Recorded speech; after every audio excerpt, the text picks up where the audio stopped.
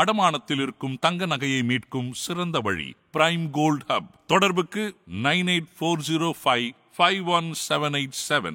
தங்கத்தை மட்டுமல்ல, தன்னம்பிக்கையையும் மீட்டுத் தருகிறோம். தமிழகம் எங்கும் கிளைகள் கொண்ட Annamal institute of hotel management and hospital management படிப்பில் சேர்வதற்கான அட்மிஷன் நடைபெறுகிறது. ஓபிஎஸ் அவர்களுடைய இந்த முடிவு வேற வழி இல்லாம எடுக்கப்பட்ட ஒரு முடிவு.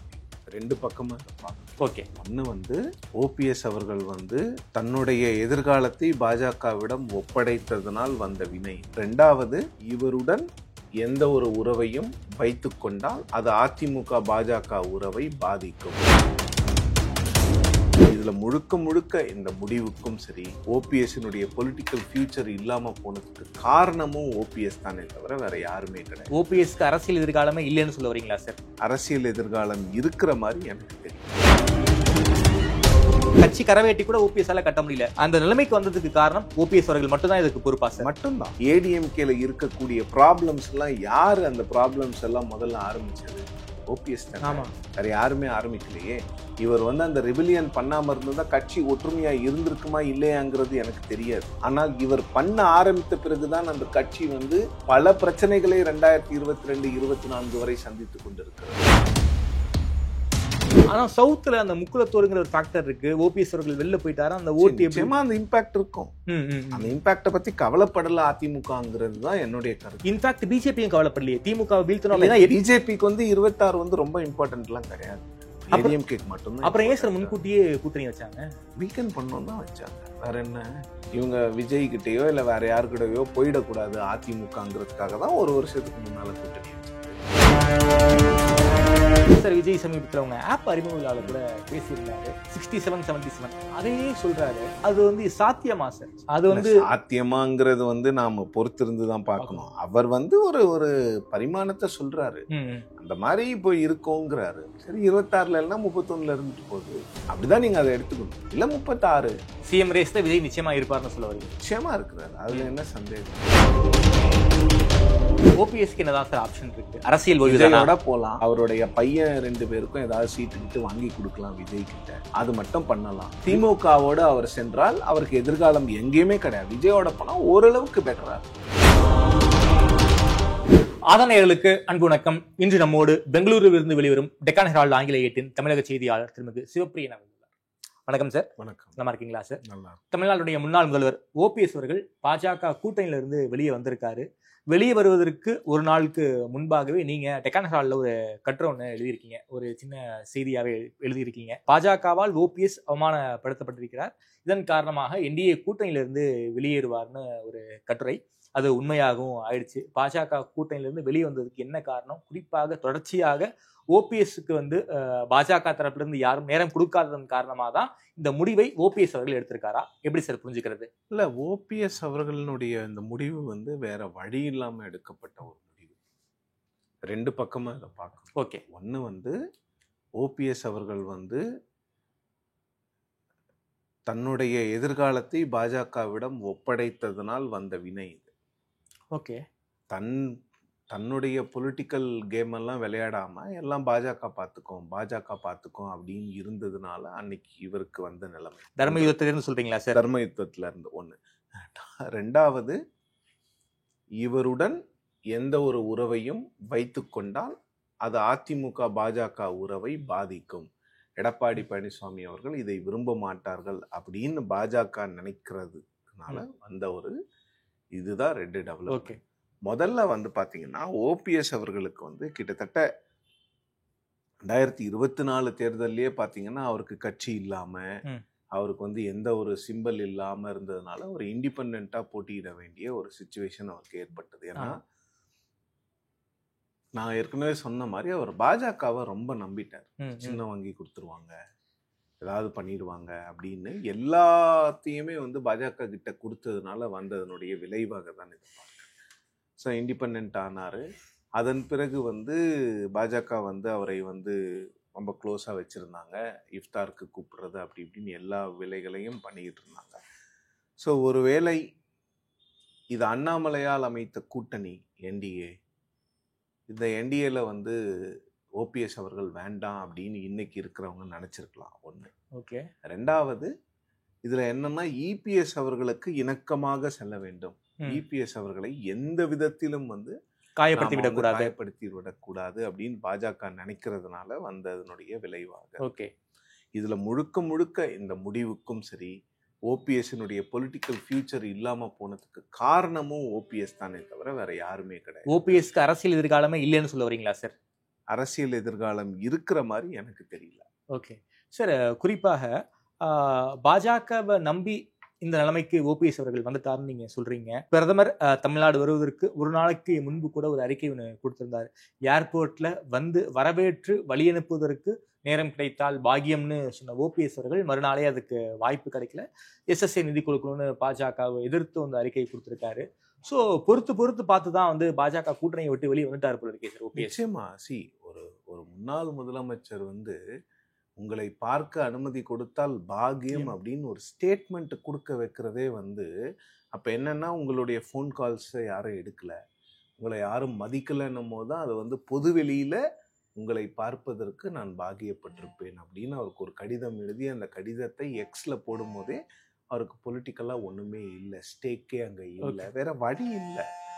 அங்க அசிங்கப்பட்டுக்கிட்டு இருக்க வேண்டாம், வேற எங்கேயாவது நம்மளை மதிக்கிற இடத்துக்கு போயிடலாம் அப்படிங்கிற ஒரு சுச்சுவேஷன்ல தான் இன்னைக்கு வெளியில வந்திருக்காங்க. ஓபிஎஸ் அவர்களை பொறுத்தவரையில் நான் மீண்டும் சொல்றது என்னன்னா, அவர் வந்து பாஜகவை நம்பியே இருந்துட்டார். ஜெயலலிதா அவர்களுக்கு பிறகு பொலிட்டிக்கலா தன்னை வளர்த்தி கொள்வதற்கு அவர் எதுவுமே பண்ணல. ஒரு துணை முதல்வர் பதவி, அதுவும் நிதியமைச்சர் போன்ற ஒரு முக்கிய பொறுப்பில் இருந்தவர் ஒரு 10 எம்எல்ஏ கூட தாம் பக்கம் வச்சுக்கல.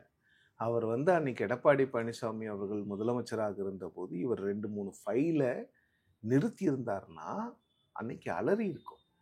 அந்த ஆட்சி வந்து அப்படியே ஷேக் ஆகியிருக்கும், ஆட்டம் கண்டு இருக்கும்.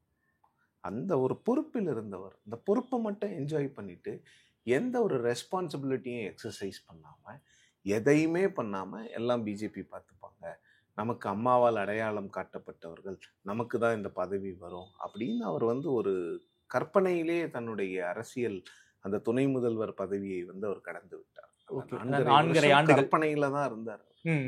அவருக்கு வந்து அவர் வந்து ஒரு பொலிட்டிக்கலா அவருடைய பொலிட்டிக்கல் ஃபியூச்சரை வளர்த்துக்கணும், அவர் வந்து கட்சியில ஒரு 10 பேரை வளர்த்தி விடணும், அந்த மாதிரிலாம் எந்த ஒரு எண்ணமுமே ஓபிஎஸ் அவர்களுக்கு இல்லைன்னு தான் நான் சொல்லுவேன். ஏன்னா ஒரு நிதியமைச்சர் போன்ற ஒரு பதவியில இருக்கிறவர் வந்து ஒரு 4 ஃபைலை ஸ்டாப் பண்ணியிருந்தாருன்னா அவர் மேல பயம் வந்திருக்கும்.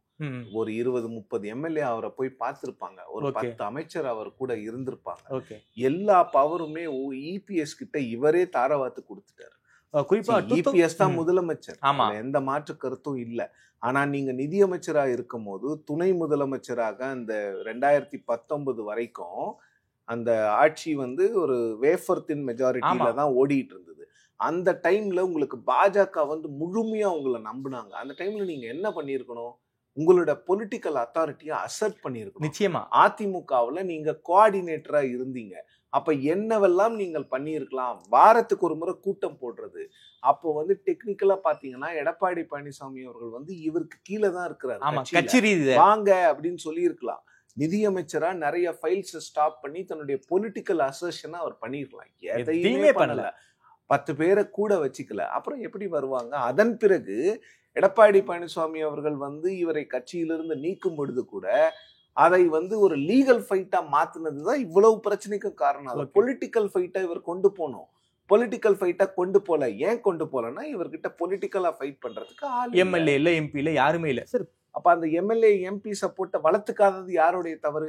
நிச்சயமா அவர் தவறு தான் சார். குறிப்பா 2019 எலெக்ஷன் 22 சட்டமன்ற தொகுதி இடைத்தேர்தல், அதே போல நாடாளுமன்ற தேர்தல், பெரியகுளம் ஆண்டிப்பட்டி, இங்க வந்து இடைத்தேர்தல் நடக்குது. அங்க 2த்துலயுமே வந்து அதிமுக தோக்குறாங்க. தன்னுடைய பையனை மட்டுமே ஜெயிக்க வச்சாரு தேனியில, ஒரு மிகப்பெரிய ஒரு செலவுலாம் சொல்றாங்க. சோ தன்னை சுத்தி இருக்கக்கூடிய நபர்களுக்கு கூட ஒரு உதவி செய்யாத நபரா தான் ஓபிஎஸ் இருந்திருக்காரா சார் கடைசி வரைக்கும்? நிறைய அவரை நம்பி 2019 வரைக்கும் இருந்தவங்க எல்லாம் எடப்பாடி அவர்கள் பக்கம் வந்துட்டாங்க. இன்னொன்னு 2019 தேர்தலுக்கு பிறகு இரட்டை தலைமை வேண்டாம் அப்படின்னு ஒரு குரல் எழுந்த போது கட்சி குடி இல்ல இரட்டை தலைமை தான் இருக்கும்னு சொல்றாங்க.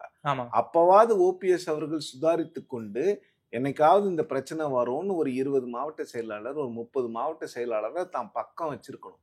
அவர் எதுவுமே பண்ணாம பிரச்சனை வரும்போது இல்ல நான் வந்து அம்மாவால் அடையாளம் காட்டப்பட்ட அந்த வார்த்தையே பேசிட்டு இருக்கிறது வந்து அரசியல்ல எடுப்படாது. அதுதான் அவருடைய வீழ்ச்சிக்கு காரணம். ஓகே சார், குறிப்பாக அந்த முதல்வர் வேட்பாளர் யார், நீயா நானா, அதுக்கப்புறம் எதிர்கட்சி தலைவர் பதவி உனக்கா எனக்கா, ஒரு பெரிய ஃபைட்டு, அதுக்கப்புறமா வந்து கட்சியை விட்டு வெளியே வந்த பிறகு ஒரு லீகல் ஃபைட்டு, தன்னால எதுவுமே பண்ண முடியும், அவரால் எதுவுமே ஒரு ஸ்டாண்டர்டா பண்ண முடியல, கட்சி கரவேட்டி கூட ஓபிஎஸ் கட்ட முடியல. அந்த நிலைமைக்கு வந்ததுக்கு காரணம் ஓபிஎஸ் அவர்கள் மட்டும்தான் இதுக்கு பொறுப்பா சார்? மட்டும்தான். யாரை கேட்டு இவர் போய் மெரினால உட்கார்ந்தாரு? ஆடிட்டர் குருமூர்த்தியை கேட்டு உட்கார்ந்தாரு. குருமூர்த்தி யாருடைய இன்ஸ்டிகேஷன்ல குருமூர்த்தி இவர்கிட்ட பேசினாரு? பிஜேபி. அப்புறம் வந்து யாருடைய அட்வைஸ்ல இவர் வந்து சசிகலாவுக்கு எதிரான ஒரு சில விஷயங்களை பேசினார்? அதன் பிறகு சின்னம்மா என்று அவர்களையே ஏன் அழைத்தார்? இப்போ ஏடிஎம்கேல இருக்கக்கூடிய ப்ராப்ளம்ஸ் எல்லாம் யாரு அந்த ப்ராப்ளம்ஸ் எல்லாம் முதல்ல ஆரம்பிச்சது? ஓபிஎஸ் தானே, வேற யாருமே ஆரம்பிக்கலையே. இவர் வந்து அந்த ரிபிலியன் பண்ணாம இருந்ததா கட்சி ஒற்றுமையா இருந்திருக்குமா இல்லையாங்கிறது எனக்கு தெரியாது. ஆனால் இவர் பண்ண ஆரம்பித்த பிறகுதான் அந்த கட்சி வந்து பல பிரச்சனைகளை 2022-24 வரை சந்தித்து கொண்டிருக்கிறது. அப்ப அந்த பிரச்சனைக்கெல்லாம் காரணம் யாரு? யாருடைய பேச்சை கேட்டு நீங்க எல்லா விஷயங்களும் பண்ணீங்க? ஒரு அரசியல் தலைவரை எதிர்க்க கூடாதுன்னு சொல்லவே இல்லை, நீங்க எதிர்க்குங்க. அப்ப கூட நான் ஓபிஎஸ் அவர்களுடைய அந்த பொலிட்டிக்கல் அந்த அசர்ஷனோ இல்லை அந்த பொலிட்டிக்கல் அக்யூமன் ஏடிஎம்கேல யாருக்குமே நம்பிக்கை இல்லை. ஒரு விஷயம் சொல்றேன் பாருங்க, 2017 பிப்ரவரி மாதம் 7ஆம் தேதி இவர் வந்து அந்த தியானம் பண்ணிட்டு அம்மாவோட ஆத்மாவோட பேசினேன் அப்படின்னு ஒரு நகைப்புக்குரிய ஒரு விஷயத்தை பேசிட்டு இவர் வீட்டுக்கு போறாரு. திரு மைத்ரேயன் போன்றவர்கள் வந்து இவரோடு சேர்ந்து நாங்க எல்லாம் சசிகலாவுக்கு எதிராக இருக்கிறோம் அப்படின்னு சூழ்நிலைக்கிறார்கள், எல்லாம் பண்றாங்க. ஒட்டுமொத்தமா எவ்வளவு எம்எல்ஏ இவர்கிட்ட வந்தாங்க? 11 பேர் தான் வந்திருந்தாங்க. 11 பேர். அப்போ ஓபிஎஸ் அப்போ வந்து தனி மனிதர் கிடையாது, 11 எம்எல்ஏ வச்சிருந்தாரு. நோ, ஓபிஎஸ்க்கு பின்னால குருமூர்த்தி இருந்தாரு, குருமூர்த்திக்கு பின்னால பிஜேபி இருந்தது. பிஜேபி சொல்றத கேட்கறதுக்கு இங்க இருந்த கவர்னர் வித்யாசாகர் ராவ் இருந்தாரு. எப்படி வந்து சசிகலா அவர்கள் 5ஆம் தேதி அதிமுகவினுடைய சட்டமன்ற கட்சி தலைவராக தேர்ந்தெடுக்கப்பட்டு அந்த கடிதம் கவர்னரிடம் அன்றே கொடுக்கப்படுகிறது கவர்னர் அலுவலகத்திற்கு. மகாராஷ்டிரா மாநிலத்தில் இருக்கக்கூடிய கவர்னர் நேராக எங்க வராரு? ஊட்டிக்கு போறாரு. திங்கட்கிழமை 6ஆம் தேதி, 7ஆம் தேதி ஊட்டியில ரெஸ்ட் எடுக்கிறாரு, 8ஆம் தேதியும் ஊட்டியிலே இருக்கிறாரு, 9ஆம் தேதி காலையில தான் கிளம்பி சென்னைக்கு வராரு, 9ஆம் தேதி ஈவினிங் வராரு, 10, 11, 12, 13 4 நாள் கிடப்பில் போடுகிறார். 11ஆம் தேதி கிட்டத்தட்ட 11ஆம் தேதி வந்து சசிகலா அவர்கள் வந்து எங்கள் பொறுமையை சோதிக்கிறீர்கள் அப்படின்னு கவர்னரை மிரட்டக்கூடிய வகையில் பேசுவதற்கெல்லாம் வழிவகுத்தது பாஜக. 14ஆம் தேதி தீர்ப்பு வந்தது. 15ஆம் தேதி எடப்பாடி பழனிசாமி அவர்களை வந்து சட்டமன்ற கட்சி தலைவராக தேர்ந்தெடுத்தார்கள்.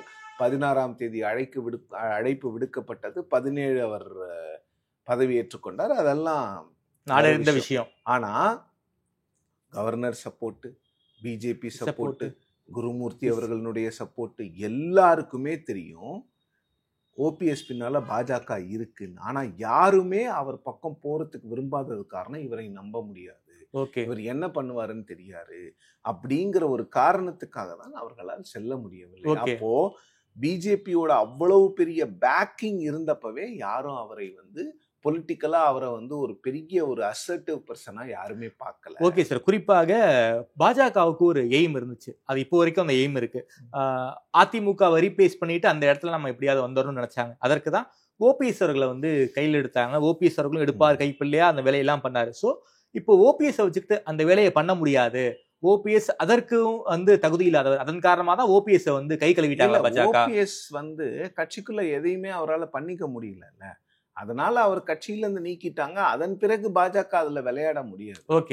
இபிஎஸ் கொஞ்சம் அசர்ட்டிவ் ஆயிட்டாரு. இப்ப கூட என்ன பண்றாங்க பாஜக, வேற யாராவது அதிமுகவில் அந்த கட்சியை வலுவிழக்க செய்ய முடியுமாங்கிறதான் பார்த்துக்கிட்டு இருக்காங்க. ஓகே. அவங்களுக்கு தேவை அதிமுகவை வழிவிட. முன்னாடி ஓபிஎஸ் வச்சு பார்த்தாங்க, இப்ப யாரையோ வச்சு பண்ண பாக்குறாங்க. ஒரு 2-3 பேரை வச்சிருப்பாங்க, அவங்க Okay. லிஸ்ட்ல வச்சிருப்பாங்க, இவங்களெல்லாம் இப்படி வீக்கெண்ட் பண்ணலாம் அப்படின்னு வச்சிருப்பாங்க. ஓகே. அவங்களால வந்து அதிமுக இருக்கிற வரையும் அவங்களுக்கு அந்த பொசிஷனுக்கு வர முடியும். இப்ப அதிமுக பொசிஷனையே எடுக்கிறதுக்கு விஜய் ட்ரை பண்றாரு. ஆமா. அப்ப பிஜேபியோட பொசிஷன் என்ன ஆகும்ன்றனாலதான் அவங்க அதிமுகவோட கூட்டணி வைக்கிறாங்க. ஓகே சார், குறிப்பாக 2021 எலெக்ஷனை பொறுத்த வரைக்கும் அமித்ஷாவே சொன்னாரு, டிடிவி தினகரனுக்கு ஒரு 15 சீட் கொடுத்தா வெற்றி பெற முடியவில்லை என்றாலும் திமுகவை வந்து ஒரு சாலிட் மெஜாரிட்டியோட அவங்க வந்து ஆட்சி அமைக்க முடியாது, அதனால டிடிவி தினகரனுக்கு ஒரு 15 சீட் கொடுங்க. இபிஎஸ் அவர்கள்கிட்ட அமித்ஷா சொன்னாரு, இபிஎஸ் அவர்கள் கேட்க மாட்டேன்ட்டாரு. 26 2 பேர் பாஜகவுக்கும் சரி அதிமுகவுக்கும் சரி ஒரு குரூஷியலான எலெக்ஷன் சார். சவுத்துல ஏற்கனவே அதிமுக வந்து ரொம்ப ரொம்ப பலவீனமாக இருக்காங்க. இப்போ ஓபிஎஸ் அவர்களும் வெளியே போயிட்டாரு, பாஜக கூட்டணியை விட்டு வெளியே போயிட்டாரு. நான் பாஜக கூட்டணிக்கு வரமாட்டேங்கிற ஒரு சிக்னலையும் அவர் சொல்லியிருக்காரு. ஸோ இதனால சவுத்துல வந்து ஒரு மிகப்பெரிய வந்து ஒரு டென்ட் ஏற்படுத்தலாம். ஏன்னா வந்து ராமநாதபுரத்துலையும் தேனிலையும் அதிமுகவே 3வது இடத்துக்கு அவங்க 2 பேரும் தள்ளினாங்க. ஸோ பாஜக எந்த ஒரு முயற்சி பண்ணியாவது அதை சேர்க்க வாய்ப்பு இல்லையா சார்? ஓபிஎஸ் அவர்களை சேர்த்துக்க மாட்டாங்களா அந்த ஓட்டுக்காக? இல்ல, ஓபிஎஸ் அவர்களை சேர்த்துக்கிறதுக்கு இபிஎஸ் பர்மிஷன் கொடுக்கணும்ல. கேசஸ் இருக்குல்ல, அந்த பிரச்சனை எல்லாம் இருக்குல்ல, அதுதானே இப்ப பிரச்சனையா இருக்கு. அப்பவே கேட்க மாட்டேன்னா இப்ப மட்டும் இபிஎஸ் எப்படி கேட்பாரு? ஓபிஎஸ்க்கு பெரிய பிரச்சனை என்னன்னா, அவர்கிட்ட கட்சி கிடையாதுங்க.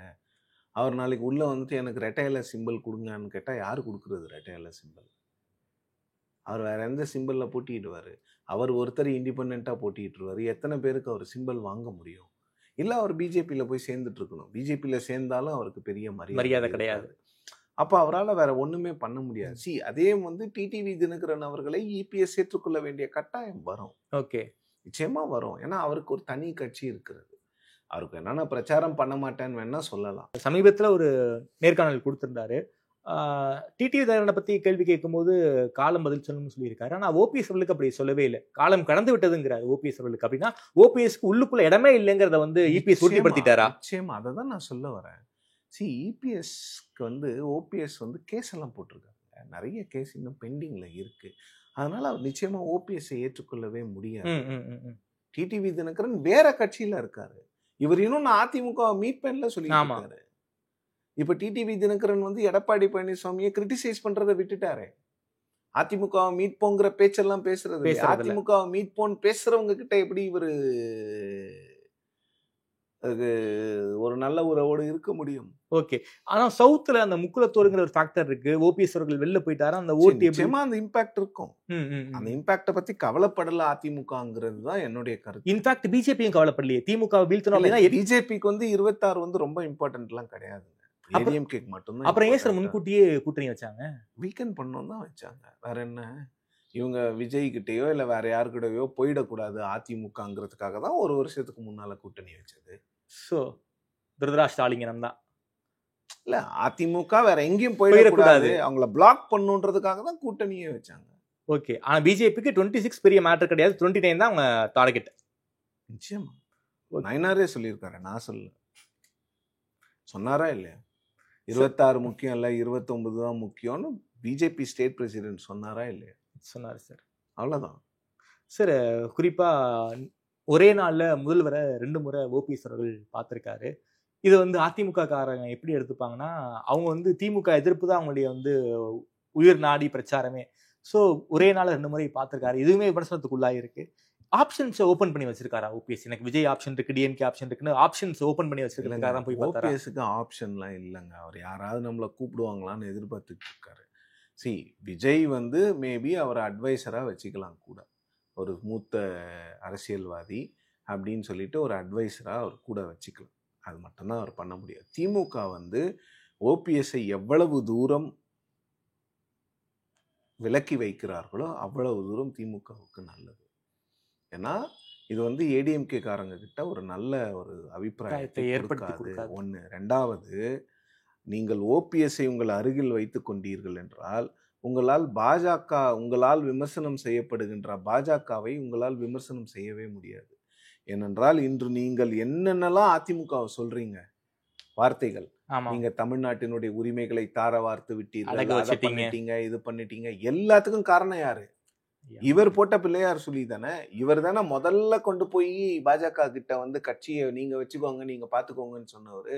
அப்ப இவரை வச்சுக்கிட்டு நீங்க எப்படி பாஜக எதிர்ப்பு பேசுவீங்க?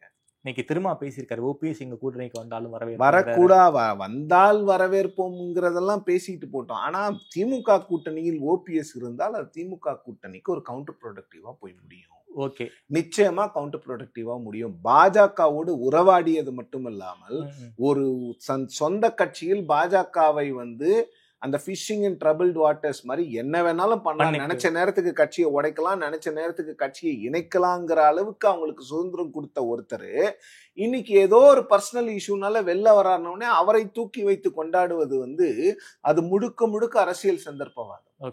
அதுல வந்து வேற எதுவுமே கிடையாது. நீங்க இவரை எதிர்க்காம பாஜகவை எதிர்க்கவே முடியாது. தமிழ்நாட்டில் நீங்க என்ன எதிர்க்கிறீங்க? பாஜக வந்து இங்க தமிழ்நாட்டு அரசியலை வந்து வேற மாதிரி மாத்த பாக்குறாங்க, நரேட்டிவை சேஞ்ச் பண்ண பாக்குறாங்க, அப்படி இப்படின்னு தானே பேசுறீங்க. அதுக்கு என்ன? அதுக்கெல்லாம் அச்சாணியாக அதற்கெல்லாம் முதல்ல அடிக்கல் நாட்டினது யாரு? விதை போட்டது யாரு? அந்த விதை யாருடையது? ஓபிஎஸ் தானே. அப்ப நீங்க என்ன பண்ணணும்னா ஓபிஎஸ் வந்து நீங்க தள்ளி வச்சீங்கன்னா உங்களுக்கு நல்லது. கூட வச்சுக்கிட்டீங்கன்னா அதிமுகவினுடைய விமர்சனத்தையும் சேர்த்து நீங்கள் பதில் சொல்ல வேண்டும். ஓகே, ஓபிஎஸ்க்கு என்னதான் சார் ஆப்ஷன் இருக்கு? அரசியல் விஜயோட போலாம். அவருடைய பையன் 2 பேருக்கும் ஏதாவது சீட்டுக்கிட்டு வாங்கி கொடுக்கலாம் விஜய் கிட்ட. ஓகே, அது மட்டும் பண்ணலாம். திமுகவோட அவர் சென்றால் அவருக்கு எதிர்காலம் எங்கேயுமே கிடையாது. விஜயோட போனா ஓரளவுக்கு பெட்டரா இருக்கும். ஓகே, விஜய் சேர்த்துப்பாரா? யாருமே சேர்த்துக்கல, யாருமே அவரோட இப்போ வரைக்கும் இல்ல. விஜய் சேர்த்துப்பாராங்கிறது வந்து அது வந்து கேள்வியே இல்லை. விஜய் நிச்சயமா அவரை வந்து அவருடைய அனுபவம் வந்து விஜய்க்கு ஓரளவுக்கு ஹெல்ப்ஃபுல்லா இருக்கும்.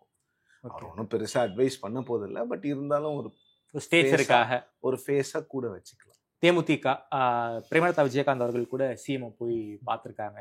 இந்த ஃபோட்டோஸ்லாம் நாமளே பார்க்கும்போது இது வந்து உடல்நலம் சார்ந்து பேசினாங்கிறத தாண்டி இன்னும் எத்தனை சீட்டு அது மட்டும்தான் வந்து பேலன்ஸ் இருக்கு, மற்றதெல்லாம் ஓகே அப்படிங்கிற மாதிரி தான் அந்த ஃபோட்டோஸை பார்த்தோன்னே நமக்கு வந்து புரிஞ்சுக்க முடியுது.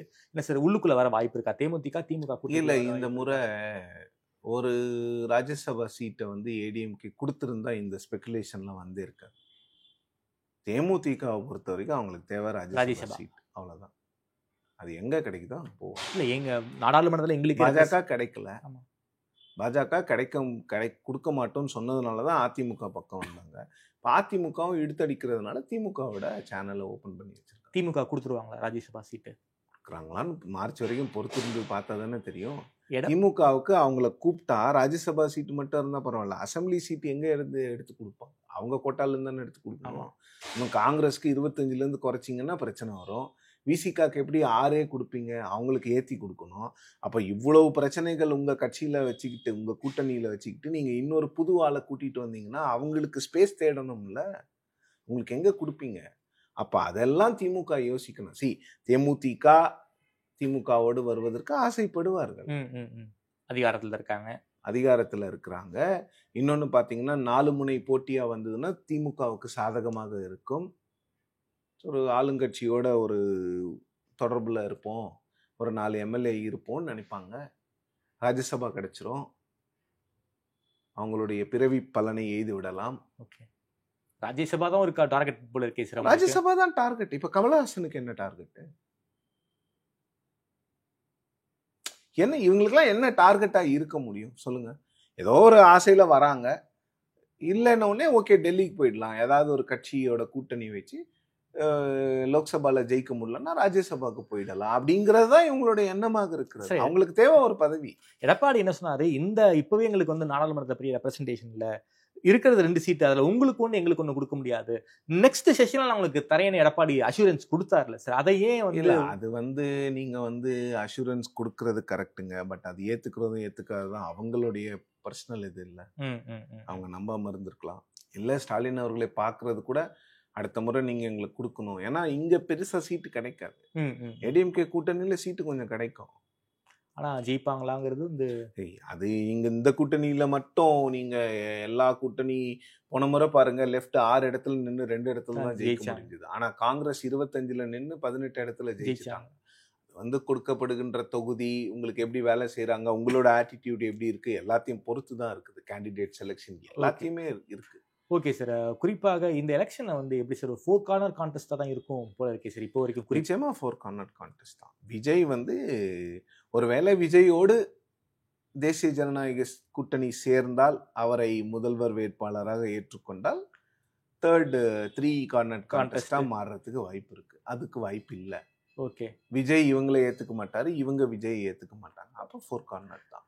சார் விஜய் சமீபத்தில் அவங்க ஆப் அறிமுக விழாவில் கூட பேசியிருந்தாரு. 67-77 அதையே சொல்றாரு. அது வந்து சாத்தியமா சார்? அது வந்து சாத்தியமாங்கிறது வந்து நாம பொறுத்திருந்து தான் பார்க்கணும். அவர் வந்து ஒரு பரிமாணத்தை சொல்றாரு.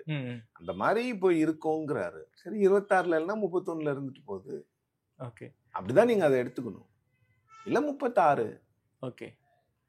சிஎம் ரேஸ்ல விஜய் நிச்சயமா இருப்பார்னு சொல்ல வரீங்க? நிச்சயமா இருக்கிறாரு. அதுல என்ன சந்தேகம்? மக்கள் விரும்பும் முதல்வர் வேட்பாளர்னு எதுக்கு அவங்க ஒரு பிரச்சாரத்தை கொண்டு போறாங்க? அப்ப என்னன்னா, முழுக்க கட்சியோட பேஸோ இல்ல எதையுமே நம்பாம முழுக்க விஜயினுடைய ஃபேஸ் வேல்யூ வச்சு மட்டும்தான் அவங்க எலெக்ஷனுக்குள்ள போறாங்க. அப்ப விஜய் மட்டும்தான் அந்த கட்சிக்கு சொத்து, விஜய் மட்டும்தான் அந்த கட்சிக்கு ஃபேஸ், எல்லாமே விஜய் தான். அப்ப அந்த விஜய் முதலமைச்சர் இல்லை என்று சொல்லுகின்ற கூட்டணிக்கு அவங்க எப்படி போவாங்க? அப்ப அவங்க தனியா தான் நிற்பாங்க. அதிமுக பிஜேபி தனியா நிற்கும், சீமான் தனியா நிற்பாரு, திமுக கூட்டணி தனியா நிற்கும். அப்படின்னா சிதறப்போ போறது ஆன்டி டிஎம்கே ஓட்ஸ் தான். அதுல என்ன டவுட் இருக்குது? Anti government and anti DMK votes சிதறும். அதுல யார் வந்து பெரும்பான்மையான வாக்குகளை பெறாங்க அப்படிங்கிறது தான் இந்த தேர்தலில் ஒரு மிகப்பெரிய ஒரு விஷயமா இருக்கும். Okay sir. பிஎம்கே இன்னைக்கு வரைக்கும் பிரச்சனை வந்து சால்வ் ஆகவே இல்லை. பார்த்தா எலெக்ஷன் வரைக்கும் நீடிக்கும் போல தெரியுது. பையன் வந்து நடைப்பயணம் போகக்கூடாதுன்னு டிஜிபிக்கு லெட்டர் வேற எழுதியிருக்காரு சீனியர். எலெக்ஷன் வரைக்கும் இந்த பிரச்சனை போகும் போல இருக்கே சார். இல்லை, அவங்க பிரச்சனை அது எப்படி சால்வ் பண்ணுவாங்கன்னு தெரியல. ஆனாலும் இது என்டிஏ கூட்டணிக்கு ஒரு மிகப்பெரிய ஒரு மைனஸ். என்டிஏ கூட்டணிக்கு எல்லாமே மைனஸாக தான் இருக்கு. ஏடிஎம்கேவை தவிர வேற எந்த கட்சியுமே அவங்க கிட்ட இப்போ கூட இல்லை. அதிகாரப்பூர்வமாக எதுவுமே அறிவிக்கல. ஸோ பீகார் எலெக்ஷன் முடிஞ்சிட்டு பிஜேபி இந்த பக்கம் வருவாங்கன்னு நினைக்கிறேன் கொஞ்சமா. ஏன்னா அவங்களுக்கு மகாராஷ்டிரா இருக்கு, சாரி வெஸ்ட் பெங்கால் இருக்கு, அசாம் இருக்கு. அசாமில் வந்து அவங்க இப்போ ஆட்சியில் இருக்கிறாங்க. இன்னொன்று புதுச்சேரி சின்ன மாநிலம்னு விட்டுருங்க, அசாமில் ஆட்சியில் இருக்காங்க. அதை தக்க வைக்கணும். வெஸ்ட் பெங்கால் ரொம்ப முக்கியம். கேரளாவை கொஞ்சம் ட்ரை பண்ணுவாங்க. தமிழ்நாடு கேரளாலாம் கடைசியாக வச்சுருப்பாங்க. ஓகே. இங்கே அதுக்கப்புறம் தான் வந்து என்ன பண்ணணுங்கிறத பார்ப்பாங்க. டிசம்பருக்கு மேலே தான் தமிழ்நாடு மேலே ஃபோக்கஸே இருக்கும் அமித்ஷா. Okay sir. பீகார் எலெக்ஷனில் அந்த ஓட்டர் ஐடி ரெஜிஸ்ட்ரேஷனை வந்து பல்வேறு பேர் வந்து நீக்கிட்டாங்க அப்படிங்கிற வந்து ஒரு இஷ்யூ வந்து பெரிய அளவில் போயிட்டுருக்கு. அதே மாதிரியான இஷ்யூ தமிழ்நாட்டிலையும் வெடிக்கும் போல இருக்குது. ஒரு மிக முக்கியமான செய்தி நிறுவனம் அந்த புலம்பெயர் தொழிலாளர்களுக்கு தமிழ்நாட்டில் வந்து ஒரு ஓட்டுரிமை கொடுக்க வாய்ப்பு இருக்குது. அது வந்து ஒரு 10% வரைக்கும் போனால் தமிழ்நாடு அரசியலில் வெற்றி தோல்வியை தீர்மானிக்கக்கூடிய இடத்துல அவங்க வந்துருவாங்கங்கிற ஒரு நியூஸ் வந்து அவங்க பப்ளிஷ் பண்ணியிருக்காங்க. பீகார் மாதிரி தமிழ்நாட்டிலுமே இது ஒரு மிகப்பெரிய ஒரு பிரச்சனையா வெடிக்கும் போல இருக்கே சார். வெடிக்கும், பட் பொறுத்திருந்து பார்க்கணும் அது எப்படி வெடிக்குதுன்னு சொல்லிட்டு. ஏன்னா இதுவரைக்கும் இருந்த எக்ஸ்பீரியன்ஸஸை பார்த்தீங்கன்னா, அவங்க பிடிக்கலன்னு இங்கே வராங்க, இங்கே அவங்களுக்கு ஓட்டு போட மாட்டாங்க. அது ஒரு விஷயம் இருக்கு. உண்மையா இங்கே வந்து பார்த்துட்டு இங்கே வந்து ஒரு விஷயத்த பார்த்தாங்கன்னா அவங்களுக்கு என்ன கோவம் வரும்? இயல்பாக எனக்கு கிடைக்க வேண்டிய இங்கே கிடைக்கிற விஷயங்கள் அங்கே ஏன் கிடைக்கல? அப்போ அங்கே ஆட்சி பண்ணுறவங்களுக்கே திருப்பி ஓட்டு போடுவாங்களா? இது என்ன லாஜிக்குன்னு எனக்கு புரியல. இன்னொன்று, இது வந்து ரொம்ப ஒரு சென்சிட்டிவான இஷ்யூ. இதில் வந்து ஒரு அஃபீஷியலாக இவ்வளோ பேர் ஆட் பண்ண போகிறோம், இல்லை ஆட் பண்ண போகிறோம், இவ்வளோ பேர் மைக்ரன்ஸ் இருக்காங்கங்கிற விஷயம் வராமல் இதை பற்றி பேசுகிறது வந்து நியாயமாக இருக்காது. ஏன்னா ஏற்கனவே வந்து ஒரு சின்ன ஒரு 2023 புலம்பெயர் தொழிலாளர்களுக்கு எதிரான ஒரு மனநிலை தமிழ்நாட்டில் உருவானது. அது நல்லதில்லை. அது வந்து அவங்களுக்கான நிறைய பேர் வந்து இங்கேருந்து கிளம்ப வேண்டிய சூழ்நிலை எல்லாம் ஏற்பட்டது. அதை பற்றி வந்து விவரங்கள் முழுமையாக தெரியாமல் பேசுவது சரி கிடையாது. பட் அப்படிப்பட்ட ஒரு சிச்சுவேஷன் இங்கே வந்து ஒரு 10% அவங்க இன்க்ரீஸ் ஆனாங்கன்னா அது ஒரு மிகப்பெரிய த்ரெட்டாக தான் பார்க்கப்படும். ஆனால் அந்த த்ரெட்டை கூட ஓவர் கம் பண்ணுறதுக்கு டிராவிடியன் பார்ட்டிஸ் கிட்ட ஐடியா இருக்கும். நிச்சயமாக வச்சுருப்பாங்க. அவங்க அங்கே பிடிக்கலன்னு தானேங்க இங்கே வராங்க, அங்கே வேலை இல்லாமல் தானே இங்கே வராங்க. அப்போ இங்கே வந்துட்டு அங்கே வேலை கொடுக்காதவங்களுக்கு ஓட்டு போடுவாங்களா? புரியுது சார். என்னுடைய கடைசி கேள்வி சார், தமிழ்நாடுக்கு அடிக்கடி பிரைம் மினிஸ்டர் வருவாருங்கிற செய்தி அடிபட்டிருக்கு. கங்கை கொண்ட சோழபுரம் ஒரு 2 நாள் நிகழ்ச்சிக்கு வந்திருந்தாரு. அடுத்த மாதம் சிதம்பரத்தில் ஒரு மான் கி பாத் பேச போறாருன்னு ஒரு தகவல். பிரதமர் ஏன் வந்து தமிழ்நாட்டுக்கு அடிக்கடி வராரு, குறிப்பாக சைவ மடங்களுக்கு வேற அதிக முக்கியத்துவம், அதை பற்றியும் நீங்கள் வந்து டெக்கன் ஹெரால்டில் ஒரு சின்னதாக கட்டுரை எழுதியிருந்தீங்க. கர்நாடகாவில் இந்த லிங்காயத் மடம், அதே போல் வந்து இந்த துவைத்த மடங்கள், மாத்வ மடங்களை வந்து ஒரு பேஸாக வச்சு அங்கே சில பல வேலைகள்லாம் வந்து பிஜேபி பண்ணியிருப்பாங்க. அதெல்லாம் உங்களுக்கு நல்லாவே தெரியும். சரி, அதே மாதிரியான ஒரு ரோல் பிளே வந்து சைவ மடங்களை வச்சு தமிழ்நாட்டை வந்து பிஜேபி மடங்கள் மட்டுமல்ல, தமிழ்நாடும் இந்து கடவுள்களை ஏற்றுக்கொள்ள வேண்டும், தமிழ்நாடும் இந்தியாவில் தான் இருக்கிறது, தமிழ்நாடும் மதத்தை போற்ற வேண்டும், Tamil Nadu should also where religion on its leaves அப்படின்னு பிரைம் மினிஸ்டர் சொல்ல வர்றாரு. வேற ஒன்றும் இல்லை.